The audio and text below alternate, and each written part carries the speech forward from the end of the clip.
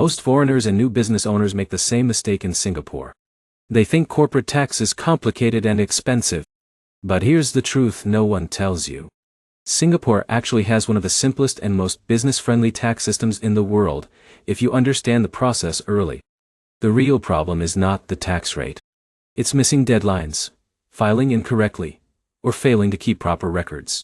In this video, I'll show you exactly how to file corporate tax in Singapore step by step in 2026.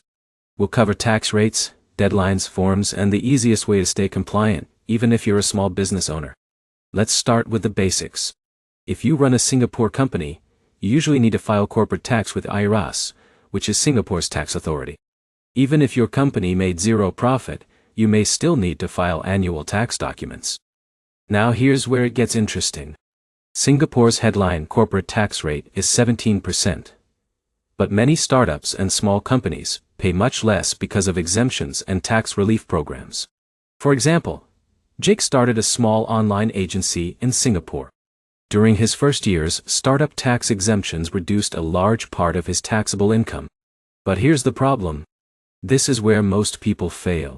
They confuse accounting deadlines with tax deadlines. There are usually two major things businesses must handle. First is filing estimated chargeable income, often called ECIT. Second is filing the full corporate income tax return. The ECI is basically your estimated profit report. Most companies must submit it within 3 months after the end of their financial year. Next comes the main tax filing, using Form CS or Form C, depending on company size and complexity. Now let's talk about bookkeeping because this matters more than people realize. Before filing taxes, keep clean records of invoices, expenses, salaries, bank statements, and business transactions.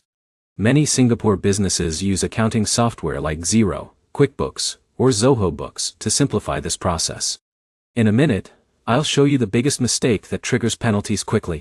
Do not ignore filing notices from IRAs, even if your company earned little or no revenue. Many new founders assume inactive companies can skip filings completely. That can lead to fines or compliance problems later. Now here's where it gets even more important.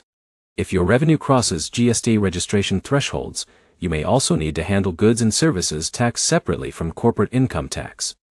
This is why many business owners eventually hire an accountant or tax filing service once the company grows. For example, Alex handled his own bookkeeping during year 1.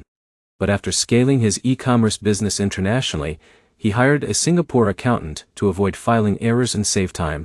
The biggest takeaway is simple. Singapore corporate tax is manageable when you stay organized, understand the deadlines, and maintain proper financial records. Start early, use good accounting software, and never wait until the last minute to prepare your filings. If this video helped you, hit like, subscribe, and comment below if you want more Singapore business and tax guides for 2026.